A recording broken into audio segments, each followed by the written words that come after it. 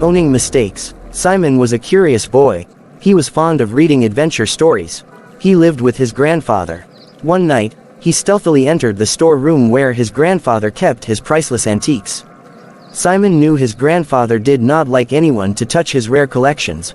Once inside the room, Simon stood on a chair. He lifted the box wherein his grandfather had kept many wrist watches bought from different countries he had visited. While getting down from the chair, Simon's elbow struck against the chair. The box slipped out of his hands and fell onto the floor. All the watch lay scattered all around. To his utter shock, he found the glass of his grandfather's favorite watch broken. Simon got frightened lest his grandfather should come to know about the broken glass. He started picking up the pieces of glass. Simon thought, how will I tell my grandfather that his favorite watch had got broken? He will be angry with me. If I do not tell him, he will not come to know about it. Simon got nervous. His heart started beating faster.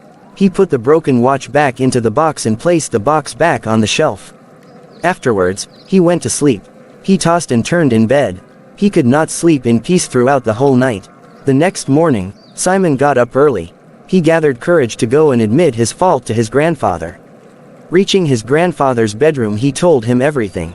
The grandfather looked thoughtful. He did not say anything to Simon. He went over to the storeroom. Simon kept standing with his head down. Having returned from the store, the grandfather said to Simon, I felt very angry when you had broken my precious watch. Your grandmother gifted it to me on our first wedding anniversary. But you need not worry. Only the glass is broken.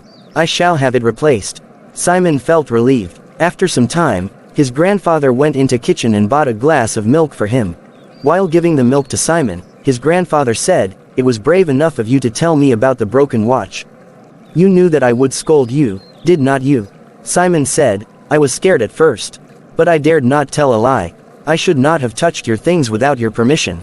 Simon's grandfather further remarked, When I was at your age, I also broke my mother's precious flower case. I was scared to own up my mistake. But, when I went to confess, she said that she already knew about it. It is brave to admit your mistake. You may be scared of being scolded. But it is the only way for you to be free from guilt.